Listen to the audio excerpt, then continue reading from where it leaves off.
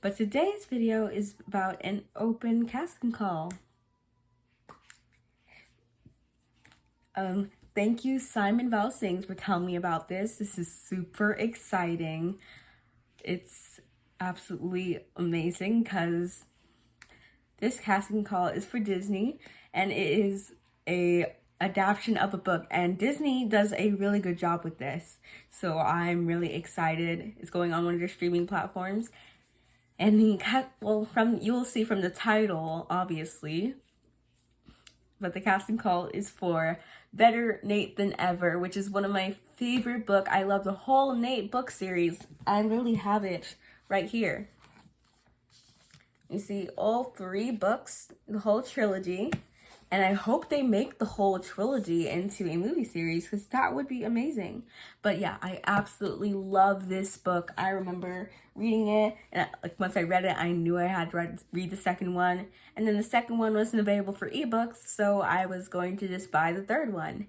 And I decided to buy all 3 because I love it so much. I want to have a physical copy for all 3 for whenever I wanted to read it.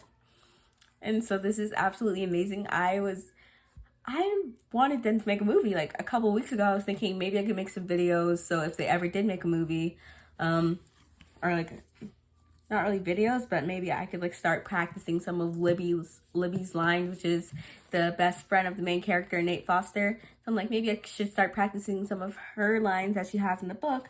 So if they ever actually make a movie, I'll be ready. And I did, and they did. And that's crazy. And I also love High School Musical, the series, which is also written by, I feel like I'm gonna butcher the name, Tim Federle.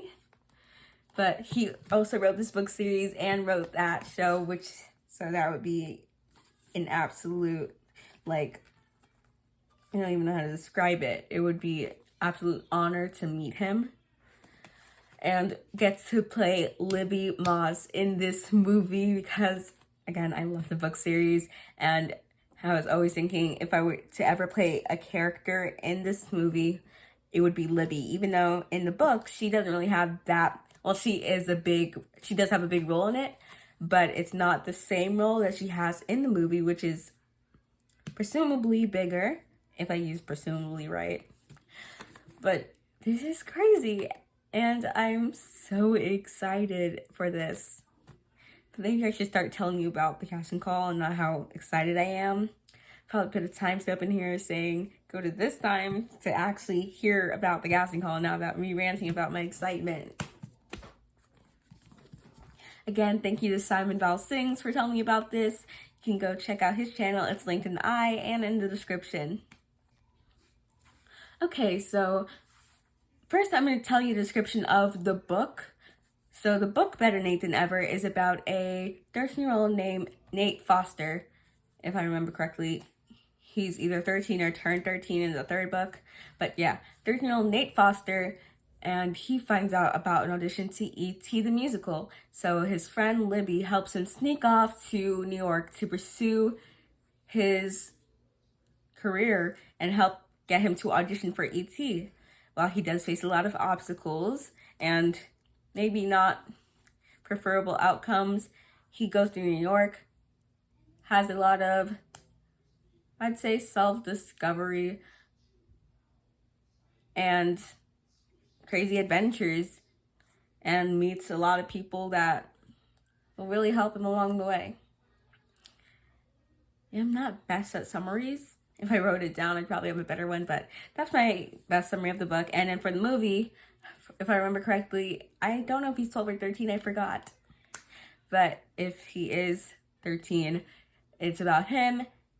He can't even get a role in his school play. That's how, he dreams to be a Broadway star, but he can't even get a good role in his school play. So he's kind of giving up hope, and then him and his best friend Libby find out about an open audition for Lilo and Stitch the musical, which is, from what I could tell, their favorite animated movie. And so they sneak off to New York to pursue this audition without their parents' knowledge, just like in the book, except in the book it's only Nate. And that's where it goes from there. They just see what happens. And honestly, Based on what happens in the book, I can only guess what the outcome will be.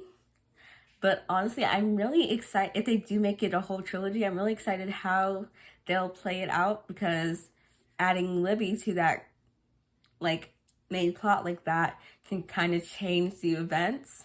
So it's not going to be exactly how it was in the book, but I wonder if they'll keep like certain elements of the book, and if they do make a trilogy, if they'll play on those elements that really develop the story and keep it in there, and how they'll change that.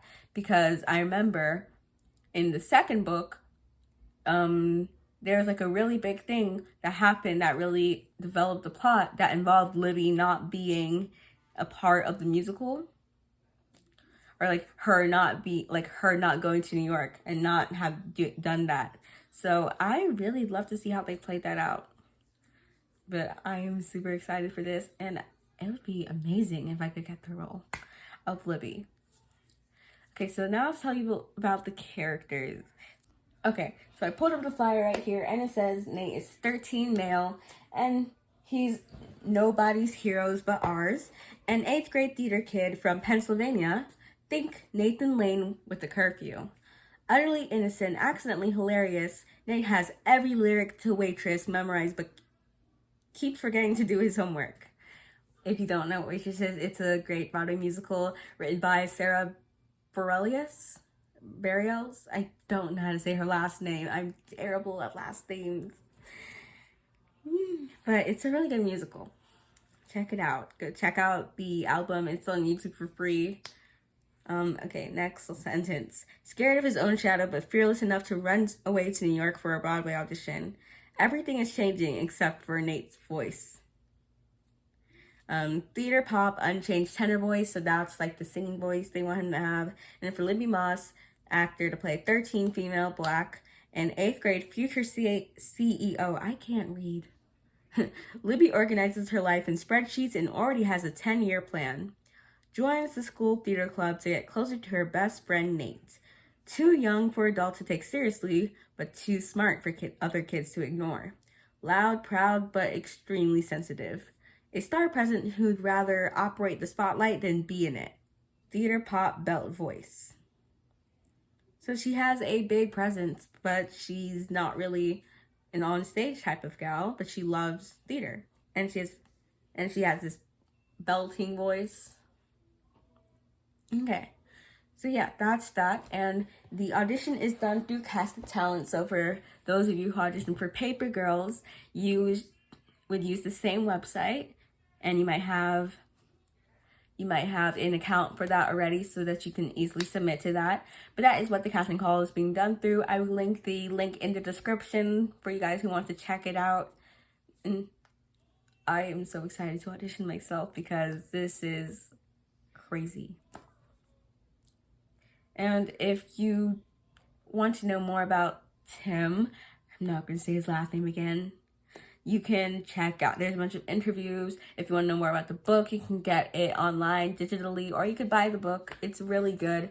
I suggest you check it out to get a general feel of what would happen, even though I know they're changing it up a bit, so it might be different, not completely the same, but the same feel. Yeah. And don't forget to like and subscribe, hit the bell for notifications, and comment down below if you're going to audition or not, and if you've ever read the book. So that's it. Bye.